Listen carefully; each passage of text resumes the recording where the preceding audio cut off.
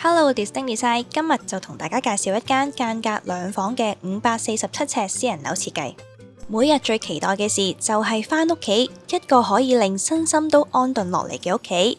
入到嚟今個單位，最先被療癒嘅一定係客飯廳假天花嘅流暢圓弧線條。我哋用咗柔和嘅弧度去修飾翻銳利嘅稜角，搭配翻線性嘅燈帶，等空間嘅視覺瞬間拉高同埋延伸。客廳嘅電視櫃同木紋條紙背景牆互相呼應，兼具美感同埋輕盈感。飯廳嘅多功能餐邊櫃唔止擁有強大嘅收納空間，更貼心為屋主規劃咗專屬嘅咖啡輕食區，等生活又多一份精緻嘅儀式感。主人房係專屬嘅睡眠空間，就延伸咗溫潤嘅木質調。我哋將大衣櫃分隔開，變成一間獨立嘅衣帽間，配合半通透嘅玻璃櫃門，等衣物展示好似精品店一樣咁高級，又唔會覺得有壓迫感。